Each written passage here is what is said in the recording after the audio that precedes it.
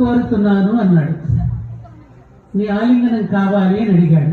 అప్పుడు ఆవిడ ఏమనింది, మహాత్ములు ఏదో ఊరికే అడగరు, ఇలా అడిగారు అంటే ఇందులో ఏదో అర్థం ఉండి ఉంటుంది. మరి నా ఒళ్ళంతా కంప కొడుతోంది, నేను మత్స్యగంధిని, చేపలు పట్టుకునే అమ్మాయిని, ఒళ్ళంతా కంప కొడుతోంది, ఇది ఎలాగండి అంది. అదెంతసేపు నేను యోజన గంధిని చేసేస్తాను అని అప్పటికప్పుడు ఆమె యోజన గంధిని చేస్తుంటే ఆమె శరీరం నుండి గొప్ప సౌగంధాన్ని కొన్ని యోజనాల వరకు వ్యాపింప చేశాడు.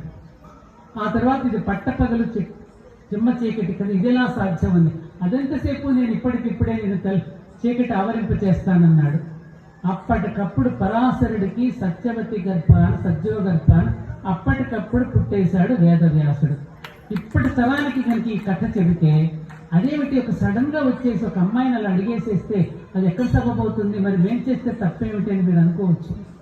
ఇప్పుడు ఒక అబ్బాయి అదేంటి మహర్షి అలా అడిగేసి ఒక అమ్మాయిని నేను రేప్ చేసేస్తున్నానంటే అడుగుతాడా? కాదు కదా. అక్కడ అర్థం ఏమిటంటే, కాలము అనే యమునలో, బాగా వినండి, కాలము అనే యమునలో ధర్మము అనే పడవలో జీవి అనే సత్యవతి పడవ నడుపుతూ ఉండగా ఒకానొక సందర్భాన గురువు యొక్క స్పర్శ తగిలినప్పుడు ఆమె పూర్వకర్మ వాసనలన్నీ పోగొట్టేస్తే అప్పటికప్పుడు వివేకం అనే వ్యాసుడు జన్మించాడు. వివేకం జీవి దీని అర్థం. ఆ వివేకాన్ని మనం జన్మించడానికి, వివేకం అనేది మనలో ఎప్పటికప్పుడు పెంపొందించుకోవడానికి మన మనసులు ఎప్పటికప్పుడు మురికి పడుతూ ఉంటాయి. రాగి చెంబుని వాడి తోమితే రేపు మళ్ళీ కిలిమెక్కుతుంది. అలాగే మన మనసులకు కూడా స్వభావం కూడా అదే, రకరకాలైనటువంటి భౌతికపరమైన ఆకర్షణకు లోనవుతూ ఉంటాం కదా.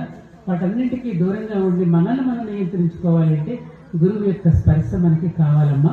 అటువంటి గురువు యొక్క వాక్కు మనలో తోడు చుక్కైనప్పుడు మనకు ఒక నిశ్చలత్వం వస్తుంది. ఆ నిశ్చలత్వాన్ని పెరుగుని కనుక మనకు కవ్వంతో చిలికితే వెన్న తేలుతుంది. ఆ వెన్నను మళ్ళీ తిరిగి పాలలో కలపలేనట్టుగానే పూర్వం చేసినటువంటి చెడ్డ పనులు మనం చెయ్యలేము. గురువు యొక్క గొప్పతనం అది. అందుకని మీరు ఇలా వస్తూ ఉండండి, మీ కాలేజీలకు ఇంకా చెప్తూ ఉండండి. ఇక్కడికి వచ్చి ఈ దేవతలందరినీ దర్శించుకోండి.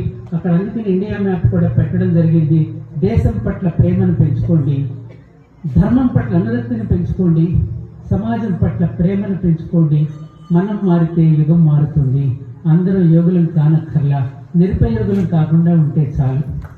అందరం యోగులం కానక్కర్లా, నిరుపయోగులం కాకుండా ఉంటే చాలు.